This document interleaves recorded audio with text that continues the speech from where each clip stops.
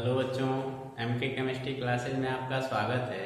बच्चों, हम लोग रसायन विज्ञान के बेसिक कॉन्सेप्ट को पढ़ रहे हैं, सीख रहे हैं, जिसके अंतर्गत अब तक हम लोग परमाणु क्या होता है, परमाणु भार क्या होता है, एएमयू क्या होता है, एएमयू को ग्राम में कैसे बदलते हैं, ग्राम को एएमयू में कैसे बदलते हैं, इतनी सारी चीजें लगभग अब तक हम लोगों ने कवर कर लिया है।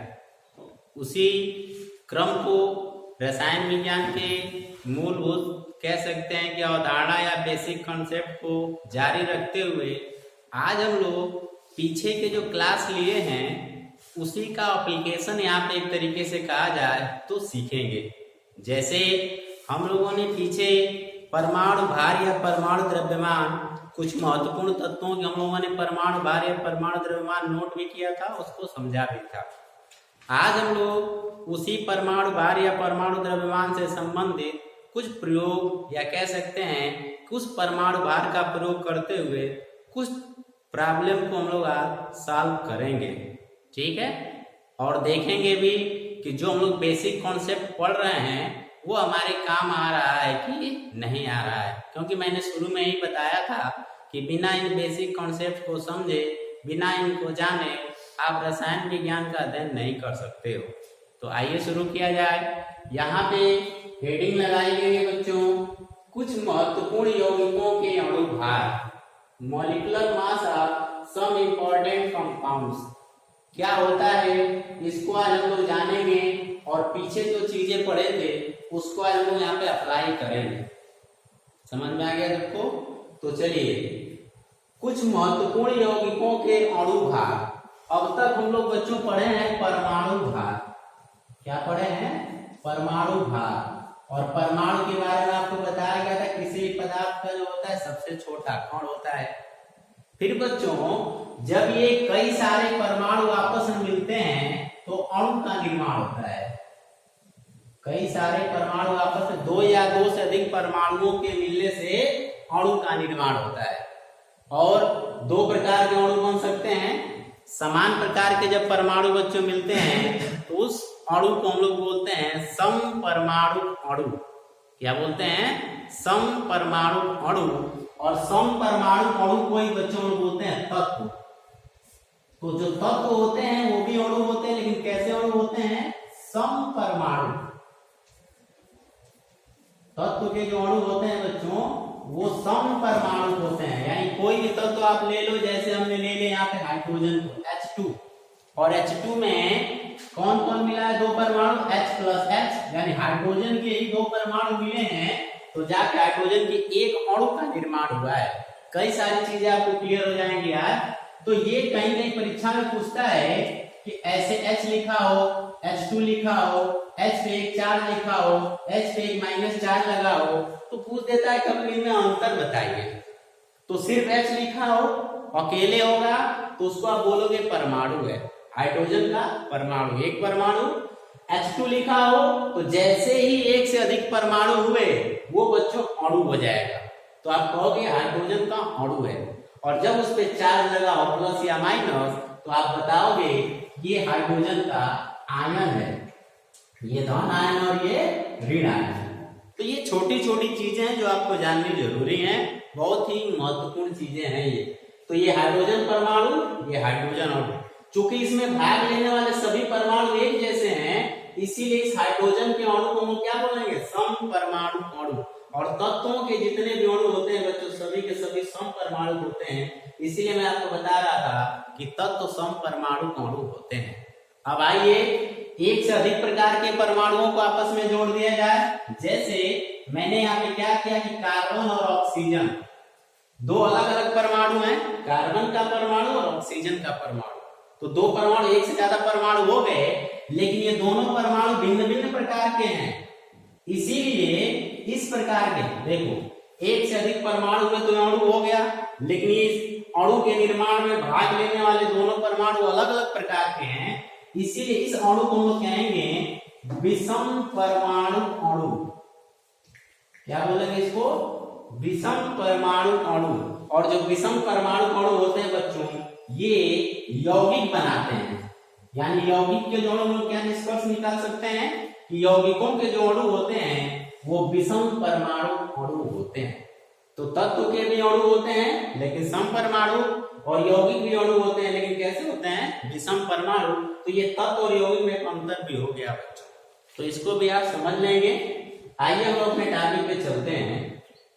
हम लोग यहाँ पे अणु भार जानने वाले हैं। क्या जानने वाले हैं, अणु भार। तो ये बताइए कि जो परमाणु अकेले होता है तो परमाणु होता है, तो उसका परमाणु भार होता है। परमाणु का जो भार होता है वो परमाणु भार है। तो जब ढेर सारे परमाणु मिलते हैं तो क्या बनता है, अणु बनता है। तो जो बच्चों अणु का भार होगा उसी भार को हम लोग क्या कहेंगे, अणु भार कहेंगे। फिर से एक बार सुन लीजिए, परमाणु जब अकेले कोई परमाणु है तो उसका जो भार हम लोग निकालते हैं उसको परमाणु भार बोलते हैं। और जब एक से अधिक परमाणु आपस में मिलते हैं तो क्या बनता है, अणु बनता है, मॉलिक्यूल बनता है। तो मॉलिक्यूल का जब भार हम लोग निकालेंगे, अणु का भार निकालेंगे, तो उसको बच्चों लोग कहते हैं अणु भार। जैसे H2 का अणु भार या ये कार्बन मोनोऑक्साइड लिखा है, इसका अणु भार। तो एक चीज ये क्लियर हो गया कि जितने भी यौगिक होते हैं सभी के सभी एक प्रकार के अणु होते हैं, क्योंकि यौगिकों की मीनिंग ये है कि कम से कम 2 या 2 से अधिक प्रकार के परमाणु जिसमें मौजूद होते हैं उसी को हम लोग यौगिक कहते हैं। इसीलिए यहाँ पे लिखा हुआ है कि कुछ महत्वपूर्ण यौगिकों के अणु भार। तो इसको आप ऐसे कह सकते हो, कुछ महत्वपूर्ण अणुओं के अणु भार, क्योंकि यौगिक के हम लोग यहाँ पे क्या लिखेंगे, अणु लिखे हुए हैं। तो आई होप ये सारी चीजें आपको क्लियर होगी। छोटी क्लासों में भी ये चीजें आप पढ़ते हुए आ रहे हैं। मैंने एक बार सिर्फ उसको आपको रिवाइज करवाया है कि ये चीजें क्या होती है, ठीक है।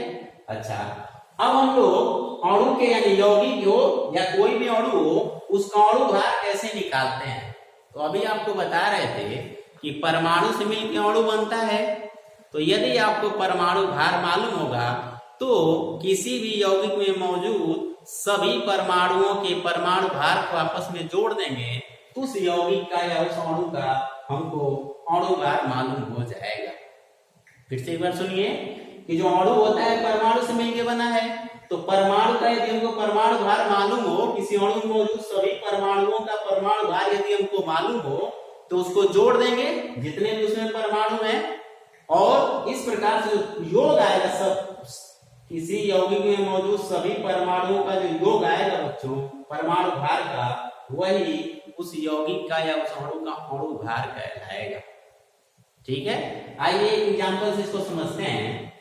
जैसे यहाँ पे 2 परमाणु हैं तो ये अणु है और इसका हमको अणु भार निकालना हो तो इसमें मौजूद जितने भी परमाणु हैं सबके परमाणु भार को आपस में हमको ऐड करना है।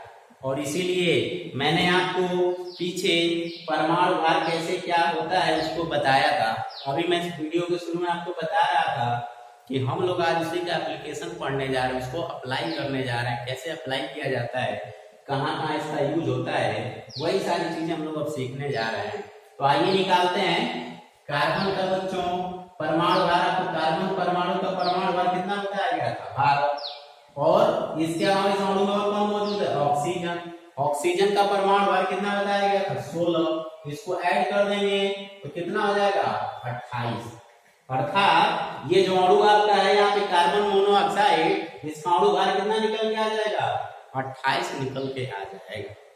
तो इस प्रकार से किसी भी यौगिक का या किसी भी यौगिक के अणु का आप अणु भार निकालेंगे। तो अणु भार निकालने के लिए आपको क्या मस्ट है, परमाणु भार याद होना चाहिए, क्योंकि परमाणुओं से मिलकर अणु बनता है और अणु भार निकालने के लिए हमको परमाणु भार को ही जोड़ना होता है। ठीक है, अच्छा अब बताइए आपसे परीक्षा में पूछे कि कार्बन मोनोऑक्साइड का अणु भार बताइए, या कोई और योग आपसे पूछे सल्फ्यूरिक अम्ल का अणु भार बताइए। तो एक तरीका ये है कि आप उस अणु में मौजूद सभी परमाणुओं का परमाणु भार जोड़कर और उस अणु भार बता दें। तो ये बताइए, इसको करने में आपको टाइम लगेगा कि नहीं लगेगा। तो उस टाइम को बचाने के बच्चों परीक्षा में समय बहुत महत्वपूर्ण होता है, तो आपको टाइम मैनेजमेंट आना चाहिए। तो क्या करते हैं, इस तरह की जो चीजें होती है सामान्य, इनको बच्चों लोग याद कर जाते हैं ताकि परीक्षा में पूछे किसी यौगिक का अणु भार तो आपको निकालने में समय वेस्ट नहीं करना है। निकालने का तरीका तो आपको बताया जाएगा, लेकिन आपको यदि पहले से याद हो तो जो टाइम आपको उस अणु भार को निकालने में वेस्ट हो रहा था वो टाइम आपका बच जाएगा। उस टाइम को आप किसी दूसरे सवाल को हल करने में लगा सकते हैं। तो सीधे जैसे पूछे कार्बन मोनोऑक्साइड का अणु भार, आपको याद है 28, आप सीधा 28 रखें और आगे सवाल को हल करना शुरू कर देंगे। तो इसलिए इन महत्वपूर्ण यौगिकों के अणु भार को याद करना जरूरी हो जाता है। समझ में आ गया? तो आपको निकालना भी बताया जाएगा और आप इसको नोट करके अपनी कॉपी में याद जरूर कर लेंगे। यदि आपको तेज बनना है, तेज का मतलब आपको स्पीड अपनी परीक्षा में बढ़ानी है। तो आइए इसमें शुरू करते हैं। जैसे सबसे पहले लिखा है बच्चों H2SO4 सल्फ्यूरिक अम्ल। सल्फ्यूरिक अम्ल का अणु भार कितना होता है? 98। कैसे? मैं इसका निकाल के आपको बताता हूँ। सल्फ्यूरिक अम्ल में हाइड्रोजन है और हाइड्रोजन के एक परमाणु का परमाणु भार कितना होता है बच्चों? 1। चूंकि यहाँ पे हाइड्रोजन कितने परमाणु मौजूद हैं? 2। हो जाएगा 1 × 2 प्लस सल्फर यहाँ पे है। सल्फर का बच्चों परमाणु भार कितना है? आपको लिखवाया गया था 32 प्लस यहाँ पे ऑक्सीजन है। ऑक्सीजन के एक पर ध्यान देंगे तरीका। ऑक्सीजन के एक परमाणु का परमाणु भार होता है 16। तो 4 के लिए क्या करेंगे? 16 × 4। ठीक है। और जब सबको जोड़ेंगे तो ये 32 है, 32 में 2 जोड़ेंगे 34 और ये आपका हो जाएगा 16 चौके 64। तो 64 में जब 34 जोड़ेंगे बच्चों तो 98 निकल के आ जाएगा। तो इस प्रकार से आप किसी भी यौगिक का अणु भार निकालेंगे। फिर से एक बार देखिए, जितने भी परमाणु हैं सबके परमाणु भार को जोड़ना है। हम लोग जो पीछे परमाणु भार पढ़े बच्चों, एक परमाणु का पढ़े थे, तो किसी यौगिक में भी एक से अधिक परमाणु है तो जितने होंगे उसमें उसके परमाणु भार से मल्टीप्लाई करना होगा उतने से। जैसे यहाँ पे 2 हैं तो मैंने 2 से मल्टीप्लाई कर दिया। यहाँ पे 1 है तो 1 से मल्टीप्लाई करने का कोई मतलब है नहीं। यहाँ पे 4 है तो ऑक्सीजन के एक परमाणु का होता है 16, तो मैंने वहां 4 से मल्टीप्लाई कर दिया 16 में और सबको जोड़ देंगे। जोड़ने के बाद जो आपको नंबर मिलेगा वही उस अणु या उस यौगिक का अणु भार होगा। ठीक है। और ये बहुत महत्वपूर्ण है, परीक्षा में H2SO4 पे सबसे ज्यादा प्रश्न पूछे जाते हैं। तो इसको आप याद कर लें। अब देखिए इतना टाइम लग रहा है निकालने में, और यदि आपको याद होगा तो परीक्षा में सीधे आप H2SO4 का यदि अणु भार पूछ रहा है या कहीं इसका प्रयोग आ रहा है तो सीधे आप 98 रख के और सवाल को बड़ी जल्दी से हल कर पाओगे। आइए दूसरों का देखते हैं।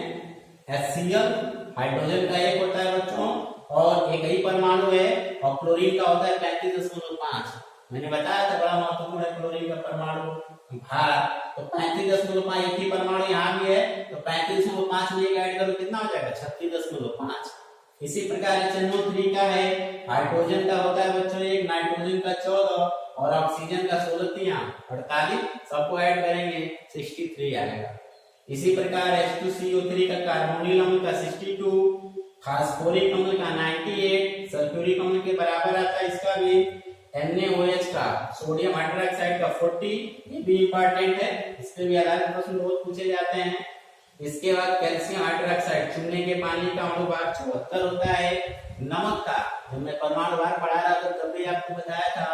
Na सोडियम का होता है 23 और क्लोरीन का 35.5। टोटल जोड़े कितना हो जाएगा? 58.5 58.5। सोडियम कार्बोनेट का 106, कैल्शियम कार्बोनेट फड़िया का 100 होता है एग्जैक्टली, मैग्नीशियम कार्बोनेट का 84 होता है, कैल्शियम क्लोराइड का 111 होता है। और ये देखिए चीनी का, इसमें भी आधारित सुक्रोज या चीनी, इसमें भी आधारित प्रश्न पूछे जाते हैं। C12 तो यहाँ पे हो जाएगा, कैसे निकालेंगे इसको? 12। कार्बन की एक का कितना होता है? 12। कितना मौजूद है कार्बन? 12। तो 12 × 12। हाइड्रोजन का 1 होता है तो 22 × 1 और ऑक्सीजन का 16 होता है बच्चों, तो 16 × 11। और जब इस तरह से इसको ऐड करेंगे तो 342 आता है। तो इसका अणु भार काफी ज्यादा होता है इन यौगिकों की अपेक्षा, अर्थात इनसे ये कह सकते हैं कि भारी होता है। इसके बाद है यहाँ पे ग्लूकोज का C6H12O6 का 180 है। इसके बाद यूरिया, ये भी काफी महत्वपूर्ण है। यूरिया का बच्चा होता है 60 और 60 होता है आपका एसिटिक अम्ल का, CH3COOH का भी 60 होता है। और नीचे की जो 4 यौगिक लिखे गए हैं बच्चों, इनका मैं यहाँ पे लिखा नहीं हूँ क्योंकि ये आपके लिए होमवर्क है। ठीक है, आप जो ये चीज बताएंगे कैसे निकाला जाता है, क्या किया जाता है, इस तरीके से आप इन चारों यौगिकों के अणु बाहर निकाल कर और इस वीडियो के कमेंट बॉक्स में आप उसको अपने आंसर को जरूर लिखेंगे। ठीक है, सभी लोग अपने आंसर वीडियो कमेंट बॉक्स में लिखेंगे और इन चीजों को यानी इन यौगिकों के अणु भार को अपने नोटबुक में लिखकर और उसको अच्छे से सब लोग याद कर जाएंगे। निकालने का तरीका बता दिया गया, लेकिन इसको याद कर लेंगे ताकि आपको आगे सवाल में निकालने की जरूरत न पड़े, आप इसको फटाफट वहां पे लिख पाए। तो इसका स्क्रीनशॉट लेके इसको लिख लीजिए। फिर इसके बाद एक छोटा है टॉपिक और हम लोग पढ़ते हैं, औसत परमाणु द्रव्यमान। नोट कर लीजिए।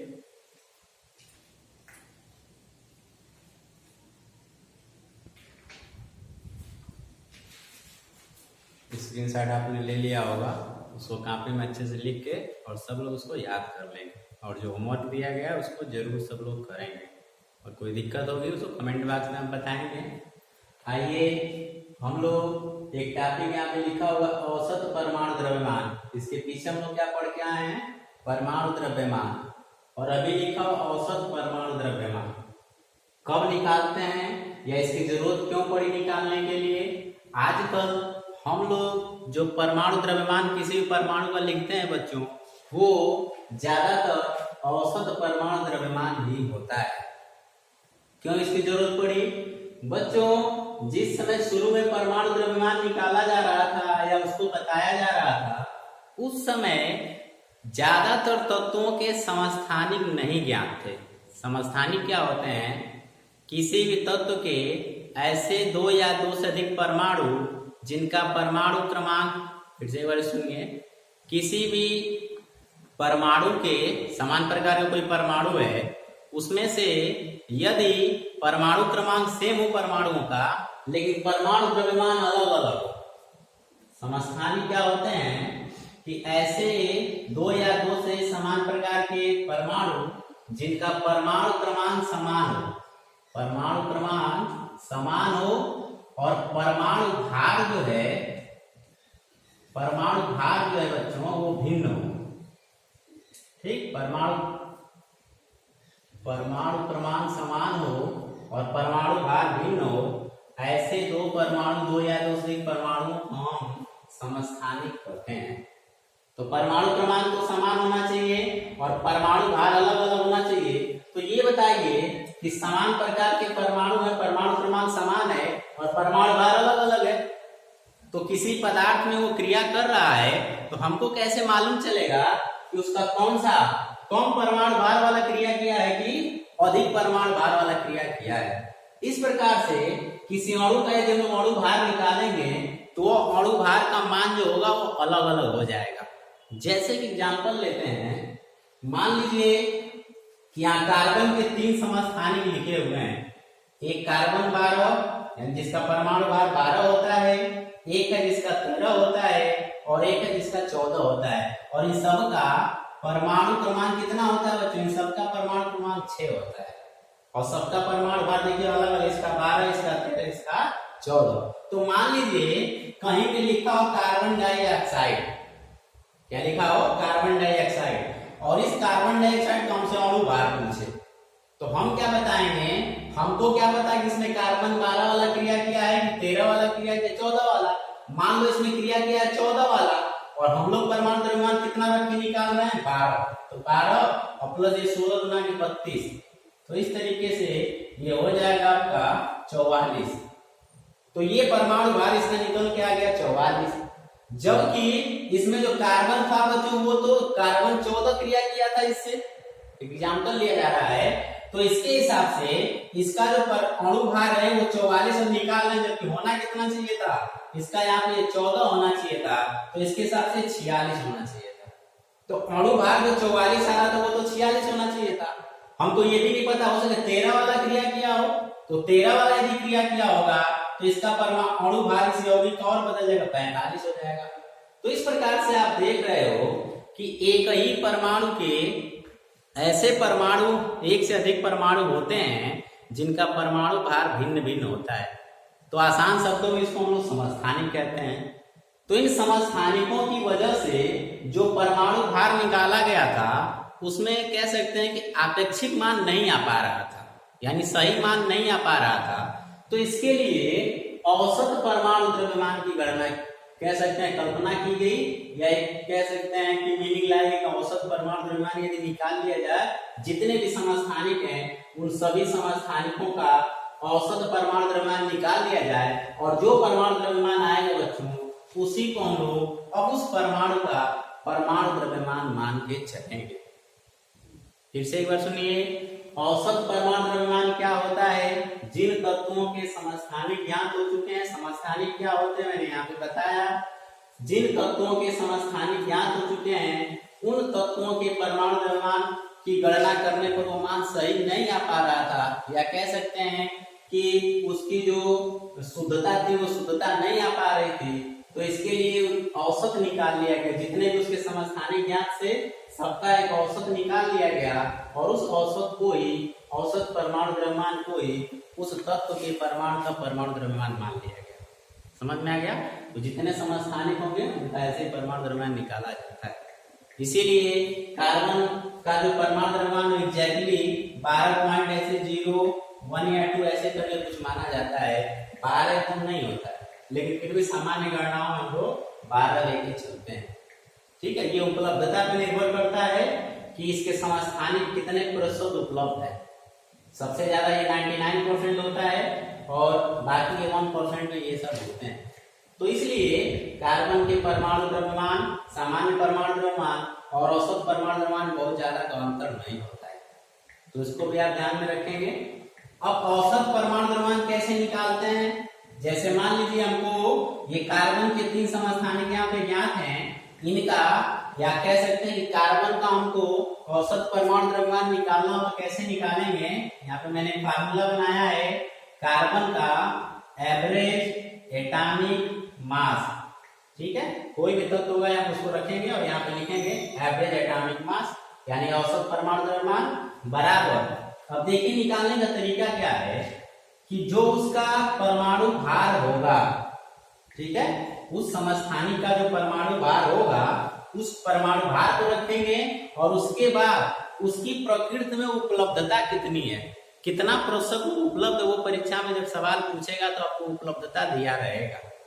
तो इस पे भी आप ध्यान देंगे। तो मान लीजिए कि यहाँ पे कार्बन 12 और कार्बन 13 को मिलाकर हमको औसत परमाणु द्रव्यमान निकालना है। तो कार्बन 12 कितना प्रतिशत उपलब्ध होता है? 99% हो गया। 12 गुणे 99 प्लस कार्बन 13 कितना प्रतिशत उपलब्ध है? 1%। तो 13 गुणे 1 बटा 100 से इसको डिवाइड कर देंगे। जो मान निकल के आएगा लगभग आएगा 12.01। जो मान निकल के आएगा बच्चों वही इस कार्बन का औसत परमाणु द्रव्यमान कहलाएगा। तो औसत परमाणु द्रव्यमान निकालने के लिए कुछ नहीं करना है आपको। जितने भी समस्थानिक दिया हो उनके अणु भार में उनकी उपलब्धता, यानी कितना प्रतिशत वो उपलब्ध है, उससे गुणा करके उनको जोड़ के और 100 से उसको डिवाइड कर देंगे तो औसत परमाणु द्रव्यमान निकल कर आ जाता है।